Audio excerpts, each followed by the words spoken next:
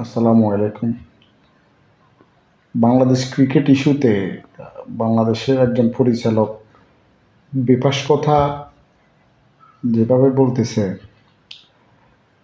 আসলে কি ক্রিকেটাররা বাংলাদেশ ক্রিকেটকে কিছুই দেয় নাই? আমরা বাংলাদেশ ক্রিকেটের 1999 সাল থেকে বাংলাদেশ ক্রিকেটের বিভিন্ন সময় ম্যাচ হার, ম্যাচ জেতা আমরা আশাহত হয়েছি, এটা ঠিক আছে, কিন্তু বাংলাদেশ ক্রিকেট কোথা থেকে কোথায় গিয়ে বড় বড় বৃহত্তর দেশকে কিভাবে চ্যালেঞ্জ আমাদের দেশের ক্রিকেটাররা বিভিন্ন সময় জানাইছে, অবদান একেবারেই অস্বীকার করার মতো কিছুই নেই। এখন হ্যাঁ, এটা ঠিক আছে, আশানুরূপ বড় কোনো শিরোপা আমরা জিতি নাই। নিউজিল্যান্ডের মতো দেশ কয়টা শিরোপা, এদের দেশকে কত সাল থেকে ওরা ক্রিকেট খেলতেছে, প্রায় 100 বছরের ইতিহাসে নিউজিল্যান্ড কয়টা শিরোপা জিতেছে, সাউথ আফ্রিকা কয়টা জিতেছে। আপনারা সাউথ আফ্রিকার ইতিহাসটা দেখেন, কখন থেকে ওনারা ক্রিকেট খেলে।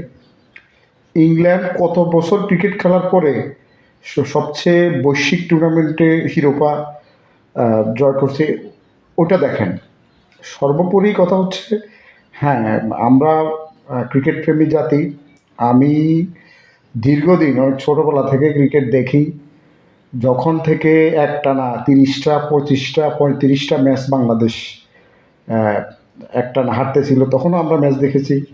যখন বাংলাদেশ একটানা 5টা খেলায় জয়লাভ করছে, তখনও আমরা খেলা দেখেছি।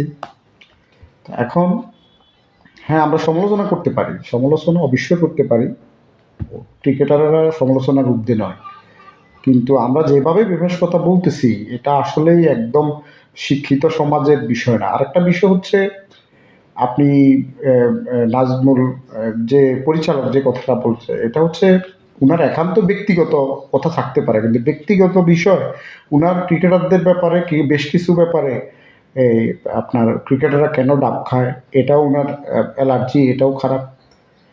তো সর্বোপরি আমার মনে হয় এই ধরনের বেফাঁস কথা বলা থেকে, বেফাঁস কথা কোনোই একটা দেশের ভালো কিছু আনে না।